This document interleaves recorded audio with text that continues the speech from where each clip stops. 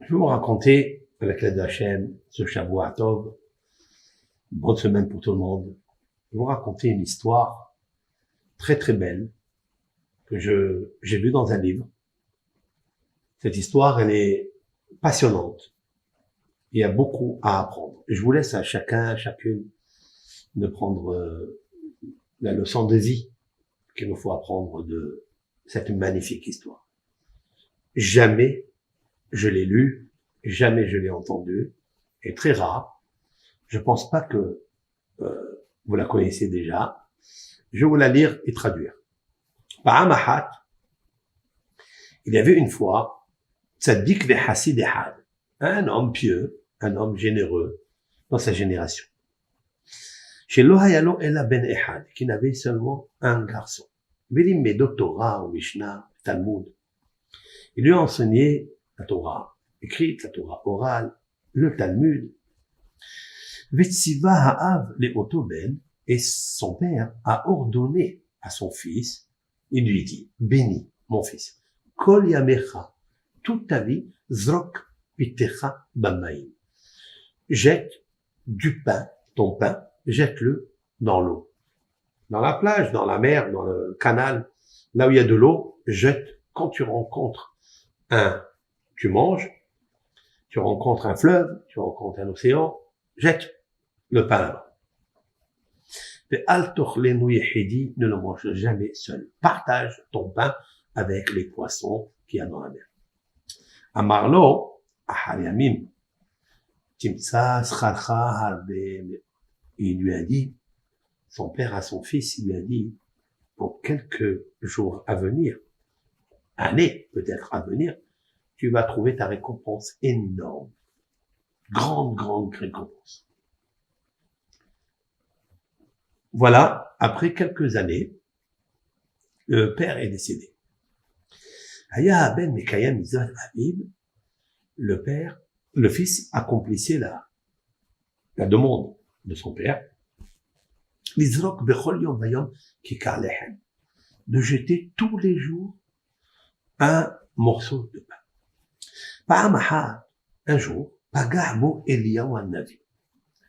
Un jour, Eliyahu Hanavi a rencontré ce garçon, Amarle. Oto Aben, kar bekar tzibali avi. C'est-à-dire, Eliyahu Hanavi lui dit, qu'est-ce que tu fais? Tu es en train de jeter du pain, je t'ai vu hier, avant-hier. Pourquoi? Il lui a dit, comme ça, papa, il m'a demandé. Amarle Eliyahu Hanavi. Alors, Eliyahu Hanavi lui a dit, Allo matsinu devarze katobato. Il dit, ce qu'il t'a dit ton père, en fait, c'est écrit dans la Torah. Quoi? Hayab Adam le'ashlich lehem letoch hamayim. Il dit, un homme, il est obligé de jeter du pain dans l'eau. Ve'e efshar le'olam imlo idrok lehem letoch hamayim. Il dit, il faut que tu saches que le monde ne peut pas tenir si on jette pas aussi de la nourriture à des poissons.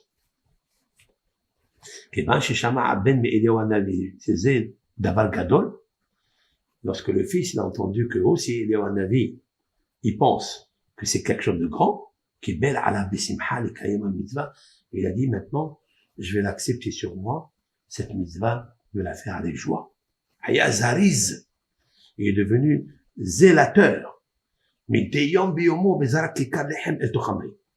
allait de jour en jour et jeter du pain el kikaramayim, el amaim, c'est-à-dire il jetait à l'eau.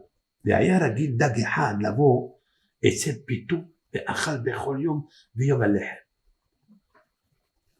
De l'autre côté, lui, il voit pas.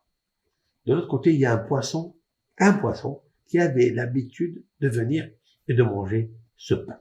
Il nourrissait ce poisson. Gadal, jusqu'à ce que ce poisson a grossi énormément.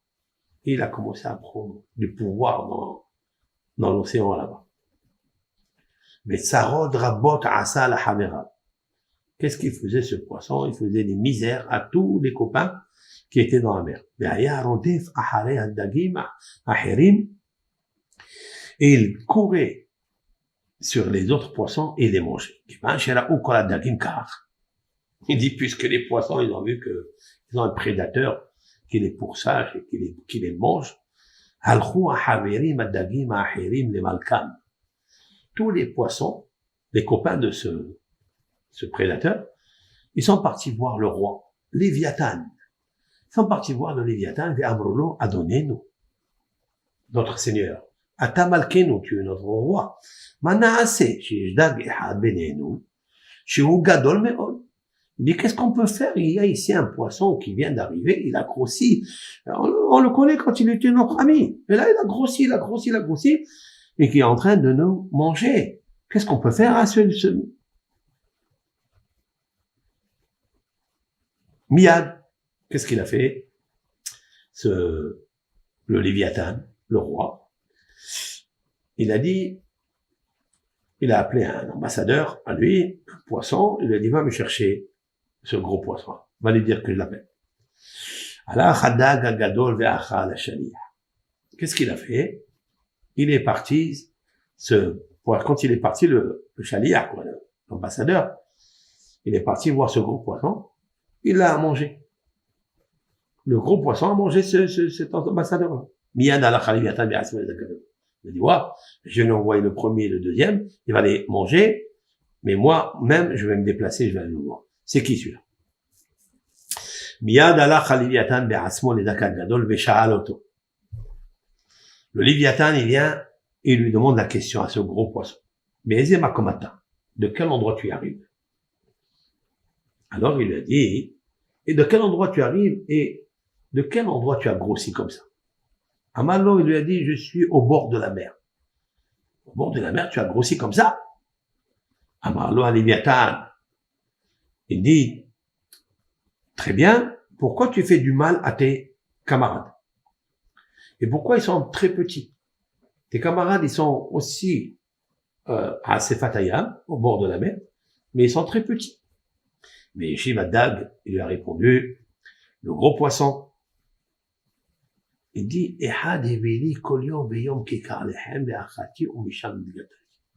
dit, tous les jours, il y a un homme qui se dresse ici, il me jette un pain, et je le mange. Je suis tout seul. למחר, כשהלך אותו אדם על אותו מקום, לזרוק הלחם לתוך המים, נפל לתוך המים. Il dit, le lendemain, lorsque cet homme-là, le fils, a voulu jeter le pain, il est tombé dans l'eau.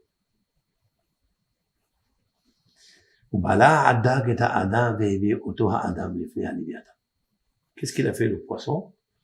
Comme il lui a pas donné le pain normal, il l'a avalé à cette personne-là, à ce fils-là. Il l'a avalé et il l'a amené chez le Léviathan.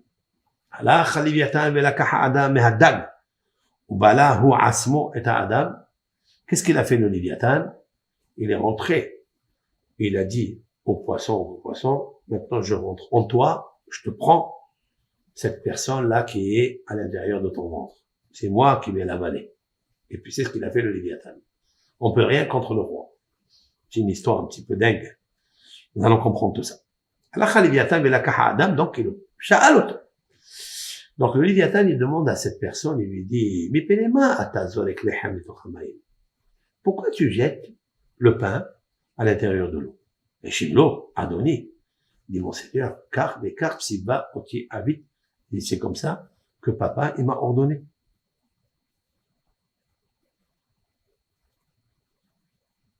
Et donc, j'accomplis sa mitzvah, son commandement. Il lui a dit, tu as accompli l'ordonnance de ton père, tu as fait le kavod de papa. Très bien. Car, lorsque Léviathan a écouté la réponse qui était belle, Matil ahava al oto, qu'est-ce qu'il a fait? Immédiatement, il dit, c'est moi qui vais te protéger. C'est moi, le Léviathan, je vais te protéger, puisque tu as fait l'ordonnance de ton père. Il lui a pas dit que aussi Eliyahu Hanavi, il lui a dit que c'est écrit dans la Torah, que quand quelqu'un, il jette du pain, il fait du hesed, du bien avec autrui, eh ben, surtout quand il fait un commandement de son père, c'est grandiose. Très bien. Maintenant, Amalo ptahpicha, ouvre ta bouche. Pas tahpif, il a ouvert. Veyarak betorcho shalosh pe'am. Et il a craché, si on peut dire ainsi, à l'intérieur de la bouche de ce garçon, 3 fois. Miyad naha alav ruah chokhma ubina. Immédiatement, cet enfant-là a commencé à avoir chokhma, bina, bada'at. Les 3 séphirotes très, très puissantes. C'est-à-dire la sagesse, l'intuition, le discernement et l'amour. Da'at, c'est le kesher. Kesher.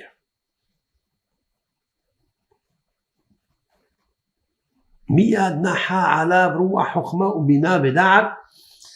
וידע והבין קולות הבהמה וחיות ועופות. Il a commencé à connaître le langage des animaux, des bêtes féroces et des volatiles. וידע 70 לשונות. Et il commençait à comprendre 70 langues. ואחר כך ציווה לדג להוליכו אל היבשה. Après, il a ordonné à ce gros poisson de le véhiculer et de l'amener à la sécheresse. De l'amener en dehors de l'eau. Qu'est-ce qu'il a fait? Il l'a amené, והיה משליך אותו אדם על 300 פסאות על היבשה. Qu'est-ce qu'il a fait ce poisson? Il a craché donc l'enfant et il l'a envoyé très très très loin comme un ballon, c'est-à-dire 300 parsaot. Waouh! Ça veut dire 300 fois 4 km 800. Il y en a beaucoup, hein. 4 km 800, je vais vous lire de suite. Donc 4,8 multiplié par 300 égale 14 km. 14 km, il l'a envoyé là-bas.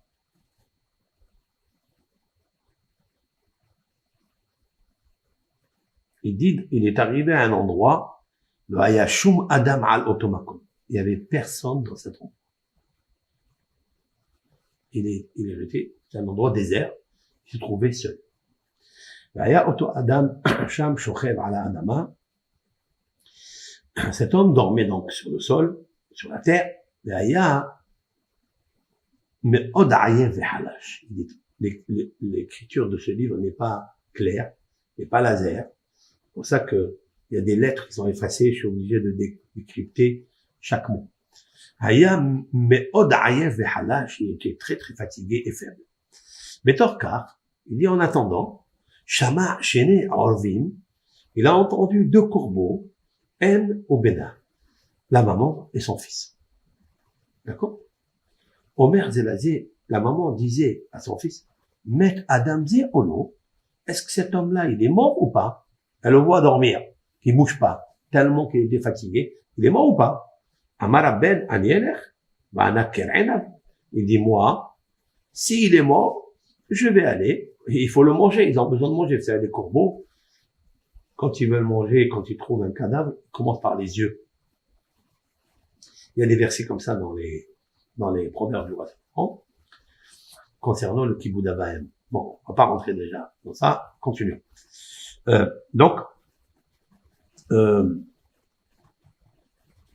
Donc, elle lui dit, le fils, il lui dit, mais je vais aller moi. Je vais lui crever l'œil, les yeux. Qui anime fait les echol basar Adam. Parce que j'ai envie, j'ai comme ça le désir de manger la chair de l'homme. Amralo imo. Sa mère, elle lui a dit, Re'eki Adam arum. Il dit, attention, l'homme, il est très rusé. Atigabo. Ne le touche pas. Mais lo ishgiyah adebarea. Et le fils, il avait faim. Il a dit, je vais aller, je vais être omnivore maintenant. Alors, qu'est-ce qu'il a fait? Il a dit, je vais pas aller directement à l'œil. Il est parti le toucher dans les pieds pour voir si il est mort. Et cet homme n'a pas bougé. Quand il a voulu lui crever l'œil, Pacha Tiado, Betapasoto. Et cet homme-là, il était rusé, comme il a dit la mère, il l'a attrapé. Il a arrêté ça, le corma. Et puis le corbeau s'est mis à pousser des cris amers. Et sa mère, elle voit, elle dit, s'il te plaît, maman, viens me sauver, viens me sauver. Mia tsa'a ka'orem la adam ze, al ta'ase la orem ze, shum daba. Qu'est-ce qu'elle dit la mère? Elle dit à cet homme, ne le fais pas à mon fils, aucun mal. Maniach et beni ze, ani mar'e lecha otsar gadol, chez Gana Shlomo Ameler. Ouh là là. Elle lui dit, écoute, si tu touches pas mon fils, moi, corbeau mère, je vais t'indiquer l'endroit où le roi Salomon a gardé un de ses trésors. Et comme il comprenait le langage des animaux, des volatiles, voilà, c'est la bénédiction qu'il lui a donnée le Léviathan. Il dit, sur ce trésor, il y a Keter Gadol, il y a une grande couronne, tu vas te régaler, tu vas t'enrichir.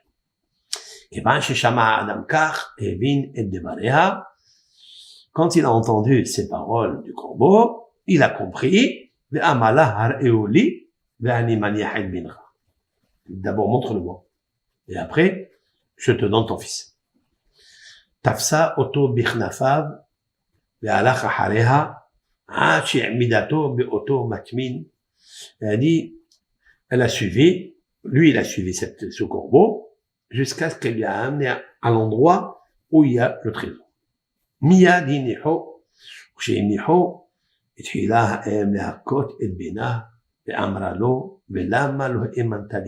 qu'elle fait la maman? Elle commençait à donner des coups d'aile à son fils. Pourquoi tu n'as pas cru?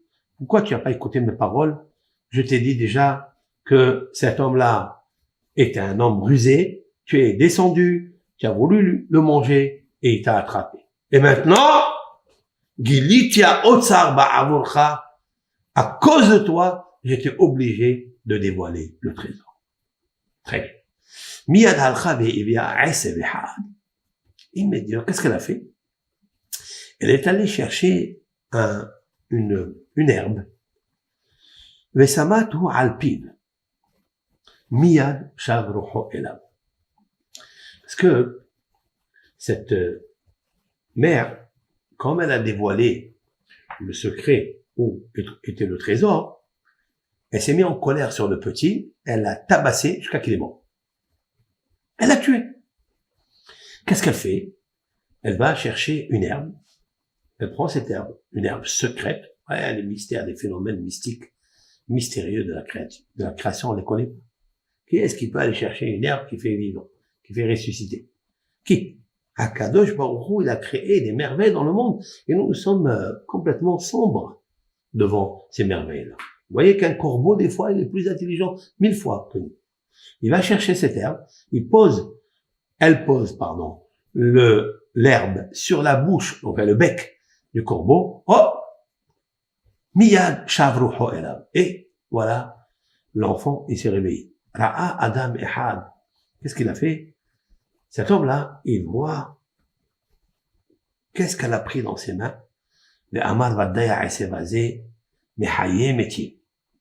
C'est sûr que cette herbe-là, il fait ressusciter les morts. La Kaha Eseve Amar Harini Olech Yerushalayim. Il a pris cette herbe, il a arraché quelques bottes, il a pris ses bottes et il a voyagé à Jérusalem. Il a dit, je vais aller à Jérusalem, et je vais faire la résurrection des morts direct. Quand il marchait donc dans le chemin, il a vu un lion mort. Qu'est-ce qu'il a fait? Il a pris cette herbe, là il y a, je pense, une petite faute là. Non, c'est pas ça. Ça n'est pas cet homme-là, le Hassid. C'est pas celui qui dormait, le Hassid. C'est lui qui est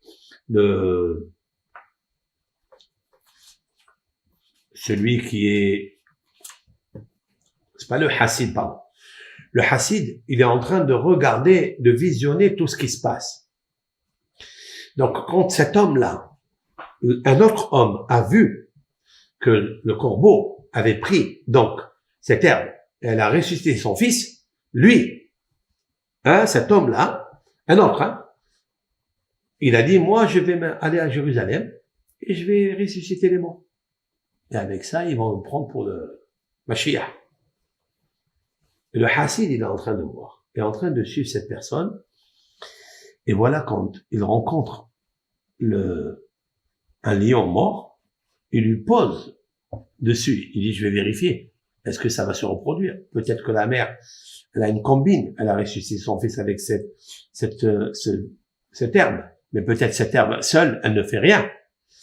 Il a mis l'herbe sur la bouche, la gueule du lion. Hop!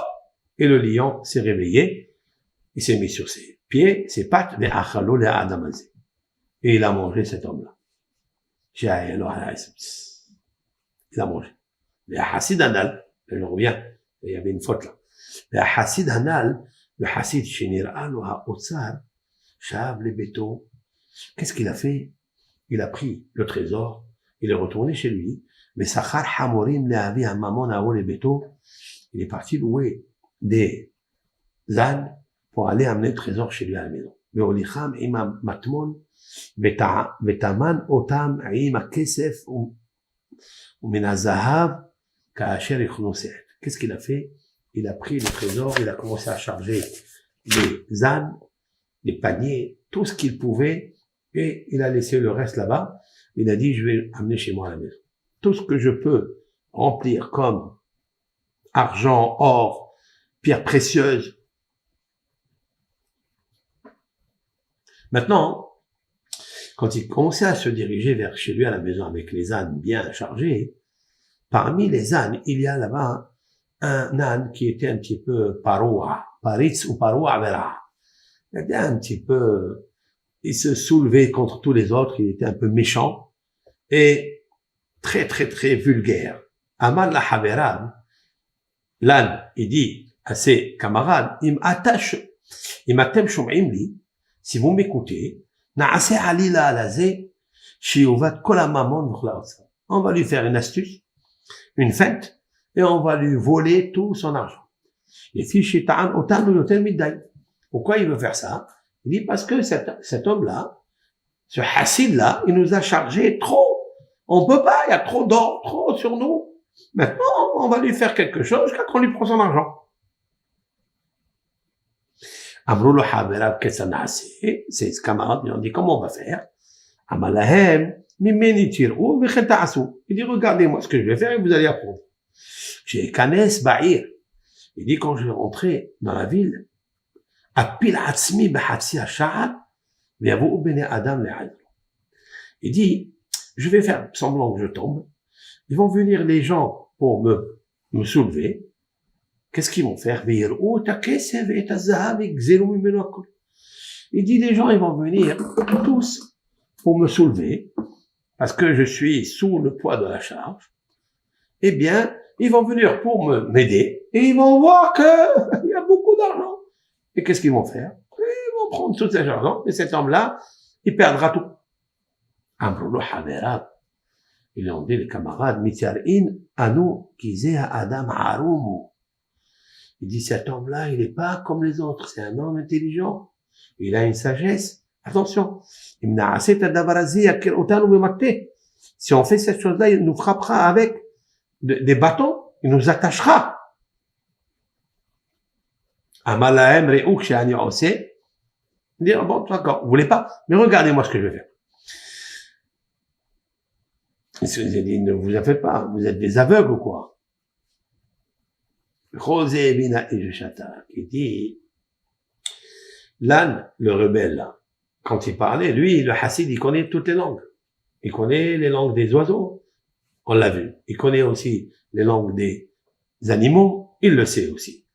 Qu'est-ce qu'il a fait? Quand ils sont rentrés à la ville, et puis le Hamon et Kasmou Bachar. Le Hassid, il s'est tué, je vais voir qu'est-ce qu'il va faire. Il dit, quand ils arrivent là-bas, l'âne, il fait semblant qu'il tombe, כי אני מכיר מעשיו הרעים. מה עשה? נטל את המקל שבידו, הכהו בטוב על ראשו ועל חותמו ועל גבו מכות גדולות עד שקם מחדל. Il dit quand l'autre, il a voulu tomber avant que viennent les autres, il a pris le bâton et lui a donné une bastonnade. Comme il faut, sur son nez, sur son dos, sur sa tête. Alors ses amis commençaient à lui dire, attention, t'as dit que cet homme là, il est particulier, pourquoi tu as fait ça? Alors, il a pris l'âne, il a dit, allez, lève-toi, maintenant, marche, continue. Miyad alacha, ish, imam mamon, haotsad, le métaux ou gnazo. Immédiatement, cet homme-là, il est parti, il a caché son trésor dans sa maison. Amralo ishto, toujours pareil, sa femme lui dit, d'où tu as eu cette richesse? Amallah, malecha le sha'aleni. Pourquoi tu me demandes? Akadosh Baruch Hu berov hasadam natnoli. Il dit, pourquoi il manque à Hachem le trésor pour me... Je suis un homme pieux, je suis un homme qui pratique avec respect ses alliances, son alliance, la Torah, l'étude. Je vole pas. C'est Dieu qui m'a donné. Tous les jours, rebelote. D'où tu as ça? Toutes les nuits. Ah, je suis pas bien. Elle gémit. Raconte-moi. La femme, elle veut tout savoir. Il lui dit, bon, écoute-moi. Je vais pas te le dire maintenant, ni demain, ni après-demain. On va fixer un moment et je te dirai. Hayom, ce jour-là, il devait lui dévoiler le secret. Il est rentré dans l'écurie où il y avait son cheval. Et il a vu que le cheval était en train de pleurer.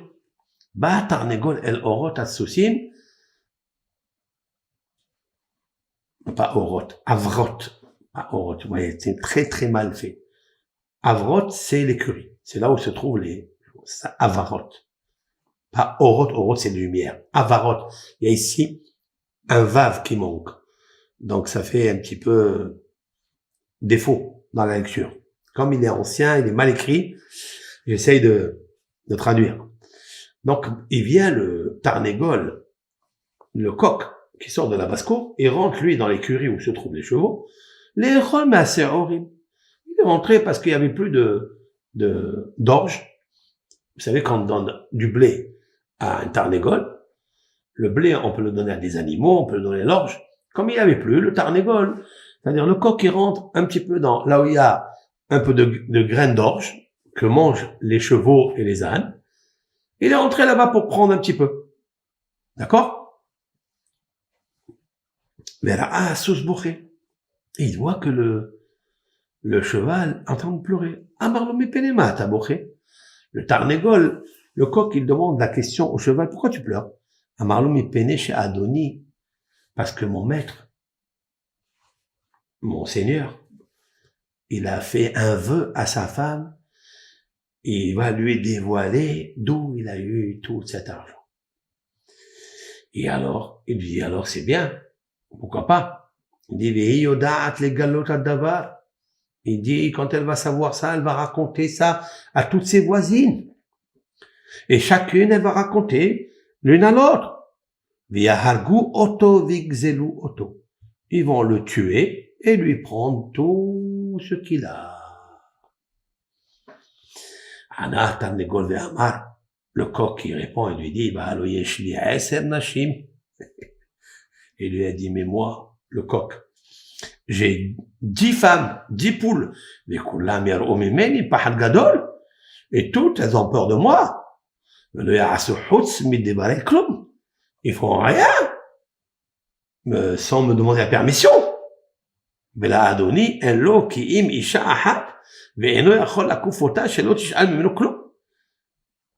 Le coq, il dit, mon Seigneur, il a qu'une seule femme, et il peut pas la faire taire, qu'elle lui demande jamais de lui dévoiler quelque chose. Il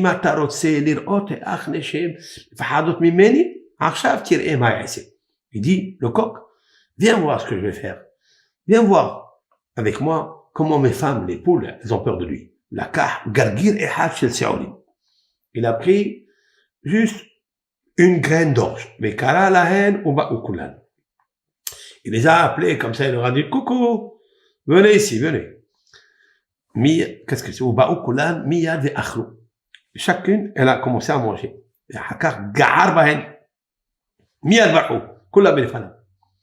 Qu'est-ce que le coq, il a poussé un cri, et toutes les poules, elles sont parties, il a dit, voilà, je reprends mon graine, et ils ont pris trop de graines, ces poules-là. Ok? Alors, il a mangé la graine devant lui. Tu vois? Shama ish kol otana devarin. Il a entendu cet homme, ce hassid, tout ce qui se passait là, avec le coq et les poules. Mais Evin Machem Omrim, il a compris tout ce qu'ils étaient en train de dire. Quand il est rentré à la maison, il lui a dit, alors sa femme, elle lui a dit, là est arrivé le jour J, je peux entendre.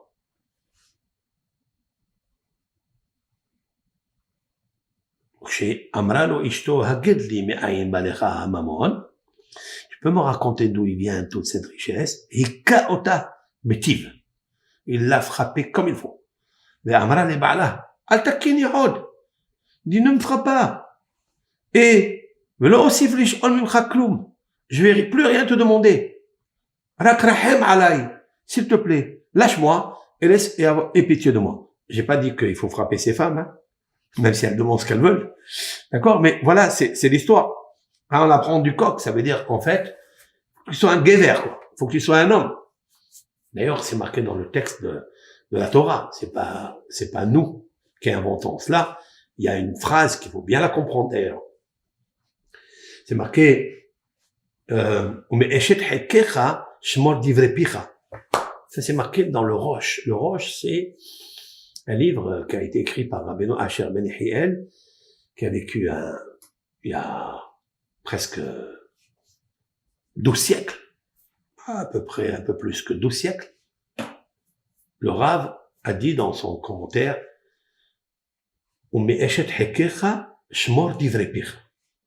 et de la femme qui est sous ton thorax, c'est sur ton thorax, ta femme, que tu aimes, ferme un peu ta bouche, ne raconte pas.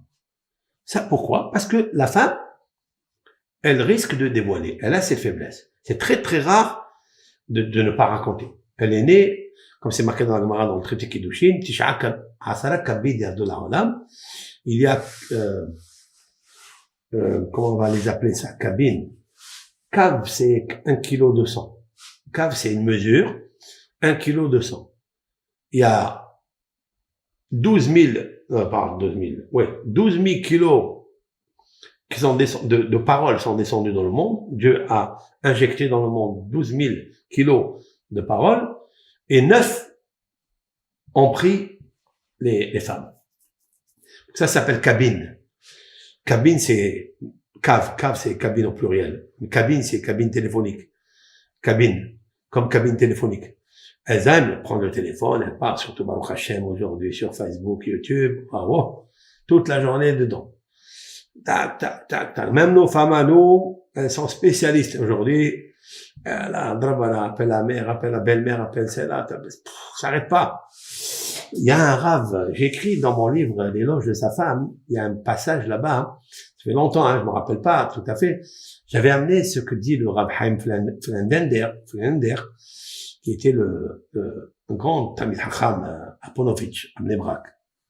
Il a écrit Eshet Hayil. Il a écrit le livre Yadata Shalom Aolecha. Comment faire pour avoir le shalom dans la maison? Et là-bas, il dit qu'en fait, Akadosh Baruch Hu, il a donné la parole aux femmes parce que grâce à ça, elles peuvent bien communiquer le moussar, elles peuvent bien rédiger des poésies, de chanter à Dieu, etc. Il dit parce qu'elles sont très fortes. C'est pour ça qu'on prend toujours la secrétaire comme femme, parce que tous les secrétaires, elles savent bien communiquer, transmettre. Il faut une transmission, c'est pas évident. On ne met pas n'importe qui. Sauf que je dis que la secrétaire doit taire son secret. Et c'est dont je parle aujourd'hui. Et c'est pour ça qu'il y a beaucoup de jeunes filles qui étaient secrétaires, qui se sont devenues maîtresses de monsieur qui est marié déjà avec des enfants. Elles ont dévoilé des secrets à la police et quand on ne va pas ensemble, ça va pas. Il y a la petite guerre contre eux parce que il a pris encore une autre secrétaire, l'autre est devenue jalouse. Hop là! Alors elle commence à dévoiler. Même si c'est devenu sa femme.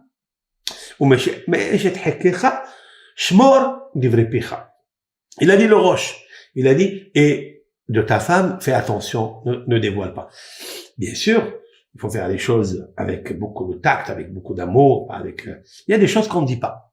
Et là, d'où on a appris ça? Le Tarnégol. Il dit le coq, il a dit voilà la poule, tu la grondes un peu, et là, elle fait rien du tout. Il faut pas prendre ça comme un gourou, un bourreau. Alors ça c'est, donc ici, il dit, qui lui a causé tout cela? Il dit parce que il lui a donné la permission qu'il va le dévoiler. Donc elle attend. Elle va aller raconter ça aux voisines. Il va tout perdre. C'est pour des fois un grand conseil dans les affaires. C'est marqué dans le Talmud que quelqu'un qui veut prendre un conseil pour ses affaires, il demande à sa femme. Il lui demande. Mais c'est marqué dans les Sfarim, mais il doit pas lui dire qu'est-ce qu'il a gagné, qu'est-ce qu'il n'a pas gagné. Il faut pas qu'il lui dise. Ah, c'est marqué. C'est mieux de le garder. Combien de paix il aura, pourquoi? Parce que quand tu dis les choses, tu es masbi'atan shelaim. Ça veut dire tu rassasies leurs yeux. Ils ont faim. Alors ils veulent comprendre. Alors, je veux je vais sortir. Tu m'as pas dit que tu vas me faire sortir. Il dit oui, mais tu m'as amené dans un hôtel à 30 € la nuit. Ah, je veux 1000 € la nuit. Mais je lui dis, mais je peux pas. Tu peux pas. Tu m'as dit que tu pouvais. Tu as acheté, tu as gagné, tu as fait. Et après, ça sort des histoires pour rien du tout. Gardons la tsnihout, le shalom, comme on a appris de cette histoire-là. Alors maintenant, qu'est-ce qu'il a fait lui? Il n'a rien raconté à sa femme. Elle lui a dit, bon, je te laisse tranquille. Et puis il l'a gâté. C'est marqué là-bas qu'elle n'a pas parlé. Elle lui a plus demandé. Et les voisines, elles voyaient qu'elle s'habillait vraiment. Elle est venue chez son mari. Il lui a dit, mon mari, merci beaucoup pour les coups que tu m'as donnés. Merci beaucoup. Je ne sais pas s'il l'a frappé, le hassid, ou juste il a grondé, mais c'est marqué ici qu'il l'a tabassé. Bon, accompagnez. Aujourd'hui, c'est interdit de tabasser quiconque. OK? Mais c'est une histoire très très vieille, ça. Et donc, voilà, la chokhma me'ayin timatse, il dit, la sagesse se trouve lorsqu'il y a aïn, lorsqu'on dit rien. Me'ayin. Quand quelqu'un te demande, tu dis, tu vois, je dis, il y a beaucoup de gens, des communautés, qui connaissent ce secret convenablement de ne rien dire à personne, même à son fils, même à rien. Fais tes affaires et calme-toi. Vivons heureux, vivons cachés, comme c'est marqué. Donc, cet homme-là a mérité le secret. Maintenant, qui lui a procuré toute cette richesse? C'est le fait d'avoir jeté du pain à son poisson. Et pourquoi il a mérité ça? Parce que son père, il lui a recommandé de faire le kiboud à l'honneur du papa. Et grâce à ça, il est devenu immensément riche et sage. Alors bien sûr, fin de l'histoire. Maintenant, il nous faut comprendre c'est quoi cette vision. On dirait qu'on se trouve dans un film virtuel, théorique. On peut s'inventer des choses. Ce poisson qui mange, le Léviathan, il l'absorbe. Le poisson, il absorbe cet homme. Il lui dévoile le secret. Et l'autre, il le bénit. C'est incroyable, c'est magnifique, ça. En fait, c'est une histoire qui est vraie. C'est pas que c'est pas une histoire qui est pas vraie, c'est une histoire qui est vraie. Mais nous, qu'est-ce qu'on peut prendre de là? On peut prendre de là que, voilà, il faut avoir la sagesse. La sagesse, c'est toujours le calme, le silence, de garder toujours le silence.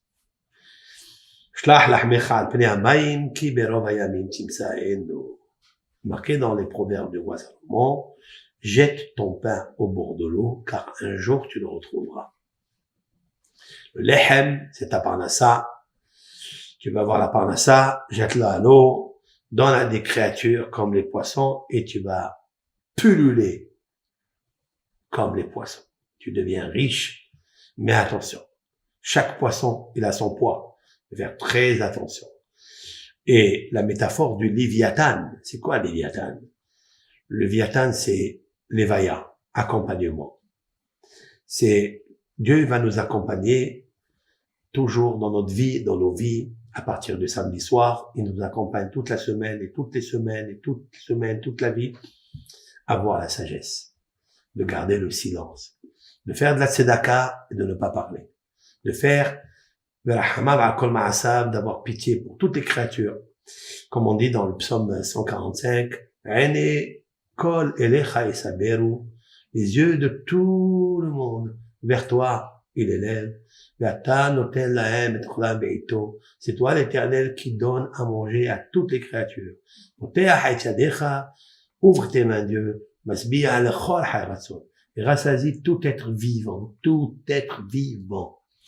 J'avais dit au nom de Rabbeinu Ben Aguirondi, rabbin d'Espagne, contemporain de Maïmonide, c'est-à-dire il y a 900 années. Il a dit, le fait de dire que toi, Kadosh Baruch Hu, tu t'occupes de toutes les créatures, c'est l'éloge la plus grande qu'on puisse faire au Créateur. Que tu t'occupes de tes créatures tous, toutes les créatures. C'est ça qui est magnifique. Alors, s'occuper des poissons, parce qu'on a la pitié, il a donné ce poisson, il l'a amené à la richesse. Il l'a ramené au dévoilement du Léviathan. Comme dit le Zohar Kadosh, que tous les soirs, à partir de minuit, l'Éternel est jovial, il devient Léviathan. Et il est accompagné par escorté par des milliards d'anges qui vont avec lui. C'est ça, le Ratson de Hachem. C'est ça, Léviathan. Lévaya. Lévaya, ça vient du mot accompagnement. Eh bien, que ce Léviathan nous accompagne dans la sagesse, dans le silence et dans tout. Ce qu'on mérite grâce à la Emouna, grâce à la Emouna des tzadikim qui nous ont guidés le chemin de la vie. Kol tov, bracha, ve'atzlach. Bonne semaine.